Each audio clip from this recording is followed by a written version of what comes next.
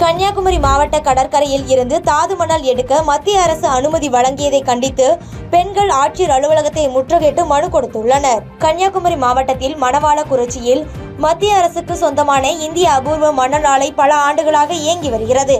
இங்கு கடற்கரை மணலில் இருந்து ilmenite, zircon, garnet, cerium, carbonate, thorium, nitrate உள்ளிட்ட பல தாது பொருட்கள் பிரித்தெடுக்கப்படுகின்றன. இதனால் இந்த பகுதிகளில் கதிரியக்கம் ஏற்பட்டு அனைத்து கடற்கரை கிராமங்களில் உள்ள மக்களும் புற்றுநோயால் பாதிக்கப்பட்டு வருகின்றனர். இந்நிலையில் கடற்கரையில் இருந்து தாது மணல் எடுக்க மத்திய அரசு அனுமதி வழங்கியுள்ளது. இதனால் ஆத்திரமடைந்த கிராம பெண்கள் நாகர்கோவிலில் ஆட்சியர் அலுவலகத்தை முற்றுகையிட்டு மனு கொடுத்துள்ளனர்.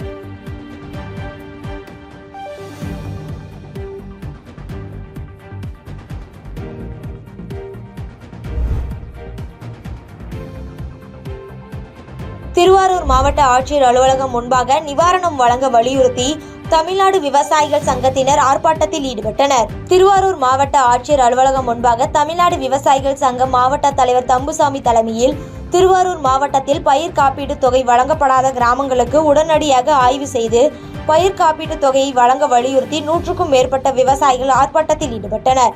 இந்த ஆர்ப்பாட்டத்தில் தமிழ்நாடு விவசாயிகள் சங்க மாநில பொதுச் செயலாளர் சாமி நடராஜன் உட்பட தமிழ்நாடு விவசாயிகள் சங்கத்தின் நிர்வாகிகள் ஏராளமானவர் கலந்து கொண்டு ஆர்ப்பாட்டத்தில் ஈடுபட்டனர்.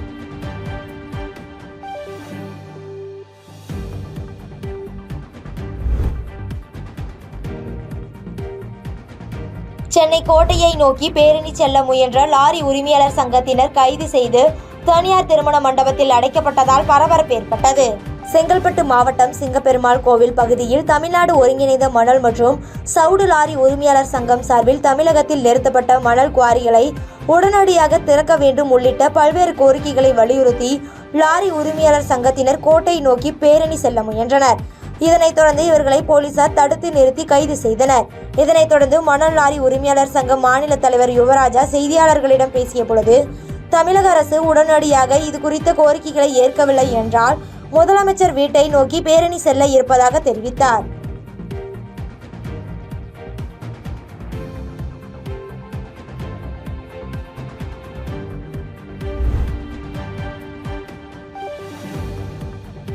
தமிழகத்தில் நிபா வைரஸ் பரவாமல் இருக்க மேற்கொள்ளப்படும் தடுப்பு நடவடிக்கைகள் குறித்து களியக்காவிளை பகுதியில் குமரி மாவட்ட ஆட்சித்தலைவர் நேரில் ஆய்வு மேற்கொண்டார். நிபா வைரஸ் உட்பட குரங்கம்மை நோய் தமிழகத்தில் பரவாமல் இருக்க தமிழக சுகாதாரத்துறையினர் சார்பில் கேரளாவிலிருந்து தமிழகத்திற்கு வரும் அனைத்து சோதனை சாவடிகளிலும் சுகாதாரத்துறையினர் தீவிர கண்காணிப்பில் ஈடுபட்டு வருகின்றனர். அந்த வகையில் குமரியின் தமிழக கேரள எல்லை சோதனை சாவடிகளில் 3வது நாளாக தமிழக கேரள குமரி எல்லை பகுதியான களியக்காவிளை பகுதியில் நடக்கும் கண்காணிப்பு பணிகள் குறித்து குமரி மாவட்ட ஆட்சியர் அழகுமீனா நேரில் வந்து ஆய்வு செய்து பணியில் இருந்த அதிகாரிகளிடம் கண்காணிப்பு பணிகள் குறித்து கேட்டறிந்தார்.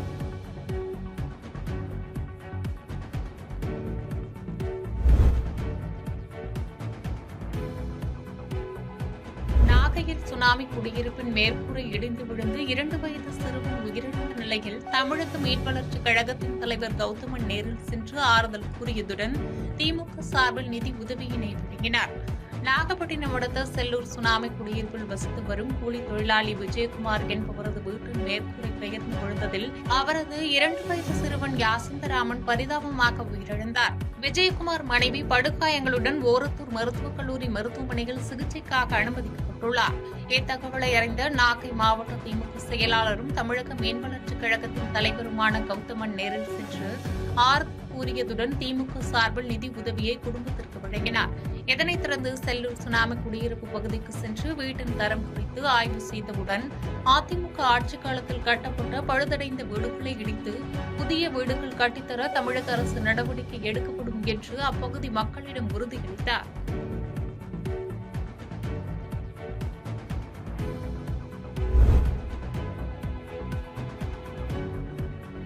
ஊதிய உயர்வு, தொழிற்சங்க அங்கீகாரம், 8 மணி நேர வேலை உள்ளிட்ட 20 அம்ச கோரிக்கைகளை வலியுறுத்தி காஞ்சிபுரத்தில் கடந்த 12வது நாளாக சாம்சங் தொழிலாளர்கள் தொடர் போராட்டத்தில் ஈடுபட்டு வருகின்றனர்.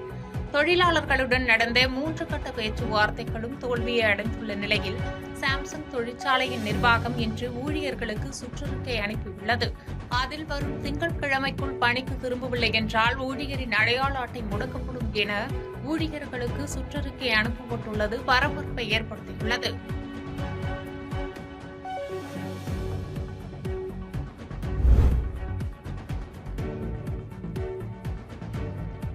அனுமதியின்றி தமிழகத்தில் இருந்து கேரளாவிற்கு கனிம வளம் கடத்திய 8க்கும் மேற்பட்ட கேரள டிப்பர் லாரிகள் பறிமுதல் செய்யப்பட்டது.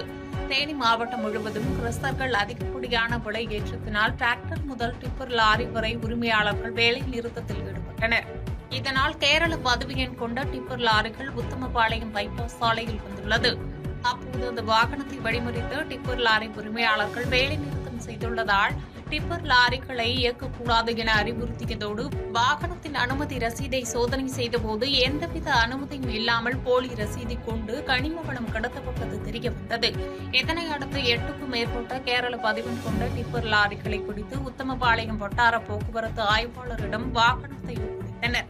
உத்தமபாளையம் வட்டார போக்குவரத்து துறை ஆய்வாளர் அவர்கள் வாகனங்களை பறிமுதல் செய்து அபராதம் விதித்தார். இந்த நிலையில் போலியான ரசீது மூலம் கனிம வளம் கொள்ளையடிக்கப்படுவதையும் கேரளாவிற்கு ஏற்றுமதி செய்வதை தடுக்க நடவடிக்கை எடுக்க வேண்டி மாவட்ட நிர்வாகத்திற்கு கோரிக்கை எழுந்துள்ளது.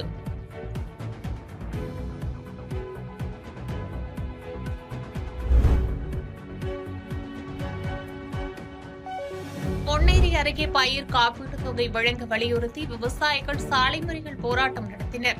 திருவள்ளூர் மாவட்டம் பொன்னேரி அருகே மெதூர் கிராமத்தில் பயிர் காப்பீடு பெற்றுத்தர வலியுறுத்தி விவசாயிகள் பொன்னேரி பழவேற்காடு சாலையில் சாலை மறியல் போராட்டத்தில் ஈடுபட்டனர்.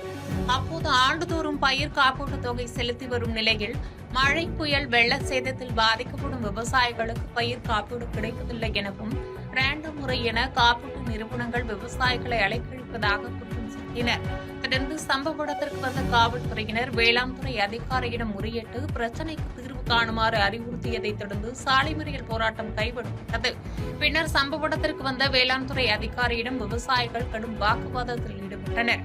அப்போது மாவட்ட ஆட்சியர் அலுவலகத்தில் பிரச்சினை குறித்து முறையிட்டு தீர்வு காண்பதாக தெரிவிக்கப்பட்டதை அடுத்து விவசாயிகள் போராட்டத்தை கைவிட்டு கலைந்து சென்றனர். விவசாயிகளின் போராட்டம் காரணமாக பொன்னேரி பழவேற்காடு சாலையில் சுமார் 30 நிமிடம் போக்குவரத்து பாதிக்கப்பட்டது.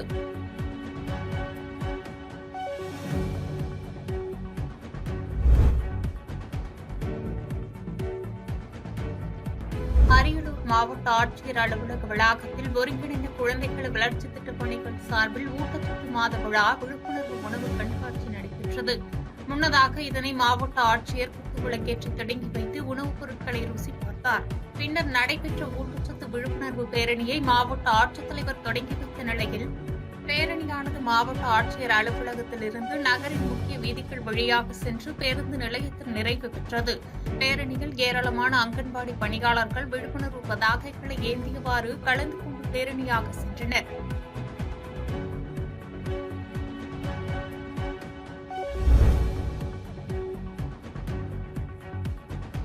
காஞ்சிபுரத்தில் தீபாவளி 2024 விழாக்கால சிறப்பு தள்ளுபடி விற்பனையினை மாவட்ட ஆட்சியர், நாடாளுமன்ற உறுப்பினர் மற்றும் சட்டமன்ற உறுப்பினர்கள் கலந்து கொண்டு துவக்கி வைத்தனர். கோ ஆப்டிக்ஸ் என அனைவராலும் அழைக்கப்படும் தமிழ்நாடு கைத்தறி நெசவாளர் கூட்டுறவு சங்கம் 89 ஆண்டுகளாக சேவை புரிந்து வருகிறது. கைத்தறி ரகங்களின் விற்பனையை அதிகரிக்க தமிழக அரசு பண்டிகை காலங்களில் சிறப்பு தள்ளுபடி அறிவித்து வருகிறது. அவ்வகையில் காஞ்சிபுரத்தில் உள்ள காமாட்சி போர்ட் நிறுவனம் கடந்த ஆண்டு 1.15 கோடி ரூபாய் விற்பனை மேற்கொண்டு இந்த ஆண்டு தீபாவளி சிறப்பு விற்பனையை இன்று துவங்கியது. இந்த பண்டிகை கால சிறப்பு விற்பனையை மாவட்ட ஆட்சியர் கலைச்செல்வி, MP செல்வம், சட்டமன்ற உறுப்பினர்கள் சுந்தரி கேளரசன் மற்றும் மேயர் மகாலட்சுமி உள்ளிட்டோர் நிகழ்ச்சியில் கலந்து கொண்டு விற்பனையை குத்துவிளக்கேற்றி துவக்கி வைத்தனர். பாதகம் செய்பவரை கண்டால் நாம் பயங்கொள்ளலாகாது பாப்பா, மோதி மிதித்து விடு பாப்பா, அவர் முகத்தில் உமிழ்ந்து விடு பாப்பா.